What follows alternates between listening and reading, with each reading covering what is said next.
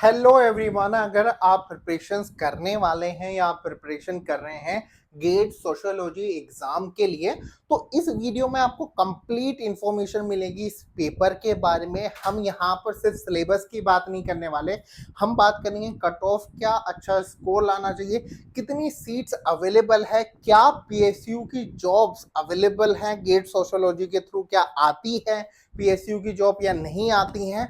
इसके अलावा हम बात करेंगे एग्जाम पैटर्न का, लेवल क्या है पेपर के, उसे भी जानेंगे। तो कंप्लीट इंफॉर्मेशन आपको मिलने वाली है इस 10 से 15 मिनट की वीडियो में, तो एंड तक जरूर देखिएगा। तो गेट सोशियोलॉजी जो कि पार्ट है ह्यूमैनिटीज एंड सोशल साइंस का, ठीक है, एसएच ग्रुप का ये जो है पार्ट है, पेपर का कोड है C6, ठीक है। तो सबसे पहले हम सिलेबस की बात कर लेते हैं। तो देखिए, पहले तो एक गेट रीजनिंग एंड कॉम्प्रिहेंशन का सिलेबस आता है जो कि एसएच कैंडिडेट के लिए, इसमें sociology, psychology, economics, English, linguistic, ये सारे सब्जेक्ट आते हैं, उन सभी के लिए कंपलसरी है। फिर आपका आता है मेन सिलेबस। यहाँ पर हमने 8 पार्ट्स में ये डिवाइड किया है। यहाँ पर एक नंबरिंग है जो सिलेबस में दी गई, जैसे C6, इसका कोड होता है SHC6, ठीक है। तो SHC6 यहाँ पर C6 8, C6 7 में डिवाइडेड किया है, बट क्योंकि आप इसे यहाँ पर हमने कोड के हिसाब से डिवाइडेड किया है, अगर आप चैप्टर वाइज डिवाइड करोगे तो 4 चैप्टर्स बन के आते हैं, ठीक है। बट हम अच्छे से समझने के लिए सिलेबस को जो है कोड वाइज समझेंगे। तो पहला आपका आ जाता है C6.1, ठीक है, जो है सोशियोलॉजिकल थ्योरी, इसे चैप्टर 1 भी आप कह सकते हैं, जिसमें क्लासिकल थ्योरीज, ठीक है, इंटरप्रेटिव ट्रेडिशंस, ठीक है, कॉन्फ्लिक्ट थ्योरी जैसे इंपॉर्टेंट थ्योरी आ जाती है, और काफी इंपॉर्टेंट यूनिट है, वो हम आगे देखेंगे कि ये चैप्टर क्यों इंपॉर्टेंट है। फिर आपका आ जाता है research methodology and method, philosophy of science जैसे research design, induction, deduction, concept, hypothesis जैसे टॉपिक आ जाते हैं। फिर है आपका सोशियोलॉजिकल कॉन्सेप्ट, जिसमें कोर कॉन्सेप्ट, सोशल स्ट्रक्चर्स, ठीक है, इकोनॉमी, पॉलिटी, रिलीजियंस जैसे टॉपिक्स आपके आ जाते हैं। फिर आपका आता है agrarian sociology and rural transformation, ठीक है, जिसमें caste, tribe, continuum, class relations, land reform जैसे इंपॉर्टेंट टॉपिक आ जाते हैं, ठीक है। ये एग्रीगियन सोशियोलॉजी और फैमिली, मैरिज एंड किनशिप को हम सोशियोलॉजिकल कॉन्सेप्ट में भी मान सकते हैं, बट हमने इन कोड के अकॉर्डिंग इन्हें डिवाइडेड किया है, ठीक है। Indian society, sociology of India, ये आ जाते हैं। फिर आपका सोशल मूवमेंट आ जाते हैं, रिफॉर्म, रिबेलियन, रेवोल्यूशन जैसे टॉपिक्स आ जाते हैं। फिर आपका आ जाता है सोशियोलॉजी ऑफ डेवलपमेंट, जिसमें perspective, liberal, Marxist, planning, globalisation जैसे इंपॉर्टेंट टॉपिक आपके आ जाते हैं। तो आप इसमें 8 चैप्टर्स, ठीक है, या 8 यूनिट्स आप इसमें कह सकते हैं। अब ना इसका थोड़ा पेपर एनालिसिस हम देखते हैं, जो कि आपके इन्हीं 8 जो चैप्टर्स है, जो कि ये पॉइंट्स हैं, चैप्टर कह लीजिए, पॉइंट्स कह लीजिए, यूनिट्स कह लीजिए, के अकॉर्डिंग है। तो 2021 में शुरुआत हुई थी इस पेपर की, अभी तक 2025 तक इसका एग्जाम हुआ है। तो इसमें कितने क्वेश्चंस आए हैं आपके हर यूनिट से, हर चैप्टर से, ठीक है। तो सोशियोलॉजिकल थ्योरी से 21 में 9 क्वेश्चंस आए थे, 8 22 में, 23 में भी 9 आए थे, 24 में 10 क्वेश्चन आए थे, 2025 में 9 क्वेश्चन आए थे। वही रिसर्च से बात करें तो 5 5 6 5 6 क्वेश्चन आए थे। तो आप ये देख सकते हैं कि सोशियोलॉजिकल थ्योरी एक ऐसी यूनिट है या ऐसा चैप्टर है जिनसे ज्यादातर क्वेश्चन आपके पूछे जाते हैं, प्रीवियस ईयर में भी पूछे गए हैं, पिछले 5 साल में भी, ठीक है। फिर आपका आ जाता है sociological concept and institution, 7 question पूछे गए हैं। एग्रीगियन सोशियोलॉजी, रूरल इशू से 2 क्वेश्चन आए हैं, ठीक है। फैमिली, मैरिज एंड किनशिप से 3 आए हैं, ठीक है। Sociology of India and Indian society से 4 5 4 इस तरीके से क्वेश्चन आए हैं। सोशल मूवमेंट से 4 3 3 3, और आपका सोशियोलॉजी ऑफ डेवलपमेंट से 3-3 क्वेश्चंस जो हैं वो पूछे गए हैं। तो ये पिछले 5 साल में सभी चैप्टर वाइज हमने यहाँ पर देखा है कि कितने क्वेश्चन। तो आप मान सकते हैं कि आपका ये C6.1 और C6.3 ये दोनों चैप्टर्स आर वेरी इंपॉर्टेंट। काफी क्वेश्चंस यहाँ से जो हैं आपके पूछे जा रहे हैं। अब यहाँ पर है cut off, minimum qualifying cut off क्या रही है, ठीक है।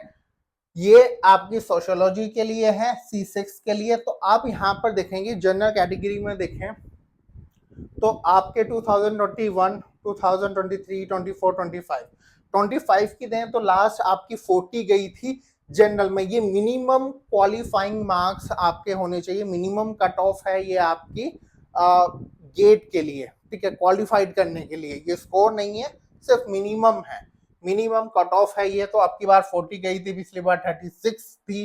वहीं अगर आप ओबीसी में देखें 36, 32, SC/ST में 26, 24, तो ये रही है अप टू 40, 36, 50, 59, 34।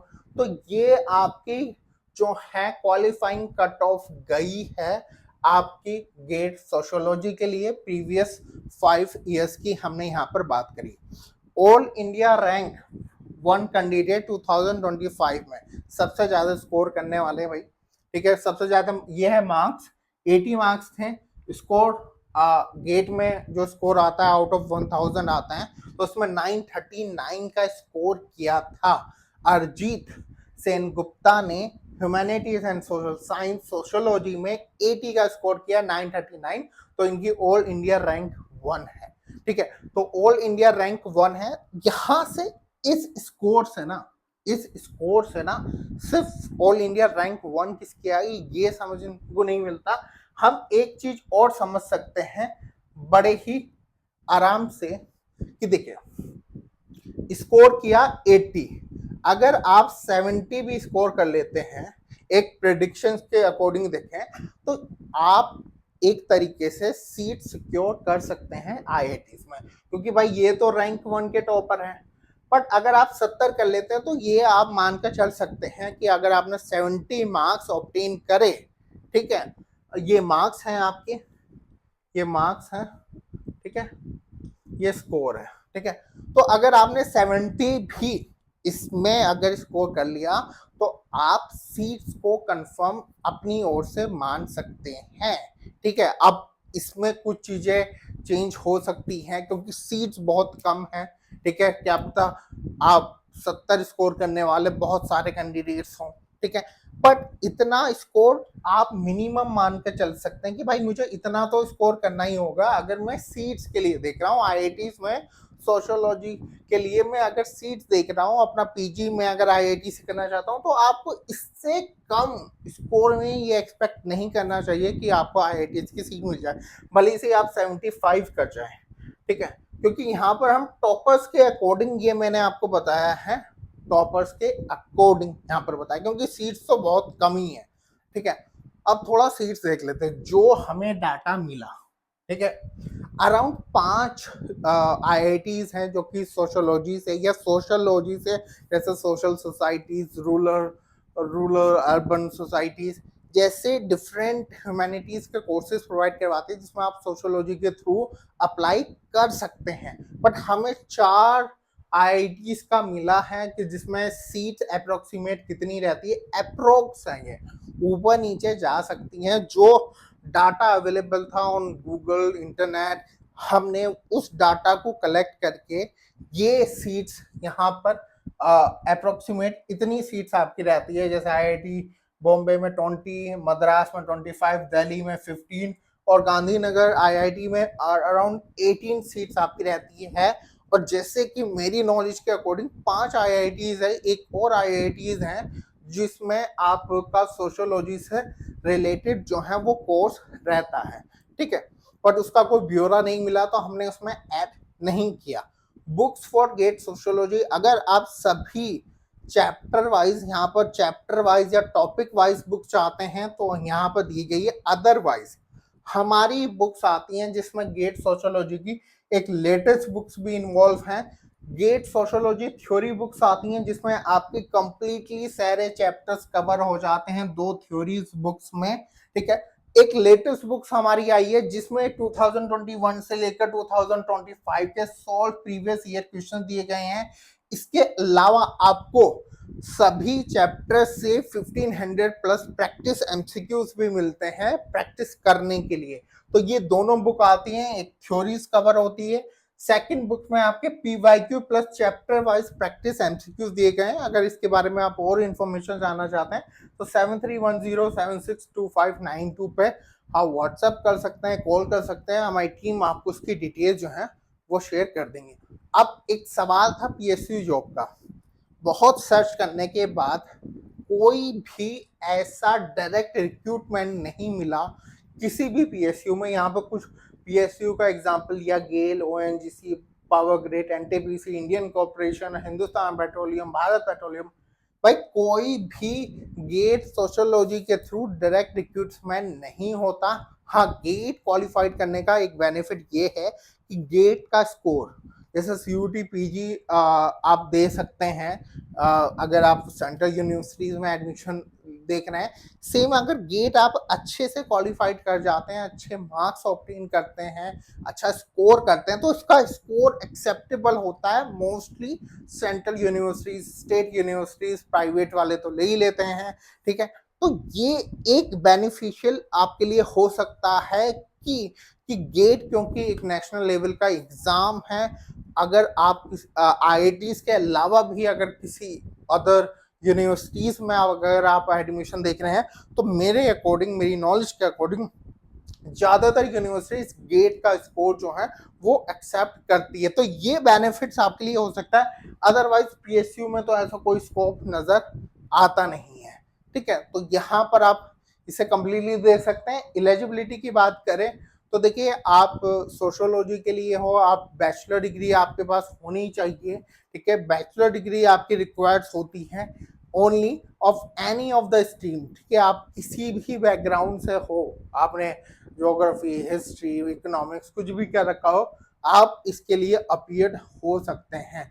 एग्जाम पैटर्न की अगर हम बात करें तो 10-15 और ये सॉरी गेट इंग्लिश नहीं है, गेट सोशियोलॉजी कर लेते हैं क्योंकि पैटर्न सेम ही है। 10-15-40 क्वेश्चंस आपके यहाँ पर आते हैं, ठीक है। इसमें आपके 2 तरीके के क्वेश्चंस देखने को आपको मिलते हैं। एक तो एमसीक्यूज हो गए, एक हो गए एमएसक्यू, मल्टीपल सेलेक्टेड क्वेश्चन, ठीक है। तो 2 तरह के क्वेश्चंस आपको यहाँ पर देखने को मिलते हैं।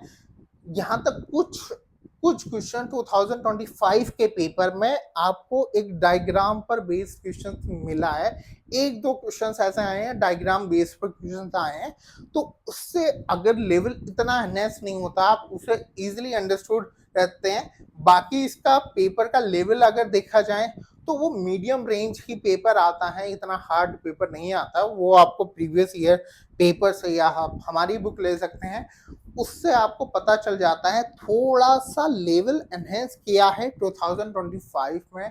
कुछ ऐसे डायग्राम बेस या कुछ ऐसे लॉजिकल रीजनिंग बेस्ड सोशियोलॉजी में, यहाँ पर मैं रीडिंग कॉम्प्रिहेंशन की बात नहीं कर रहा हूँ, मैं ऐसा कुछ लॉजिकल क्वेश्चंस डाले हैं, ठीक है, जिससे थोड़ा सा लेवल एनहेंस होता है। बाकी इतना हार्ड लेवल आप नहीं कर सकते।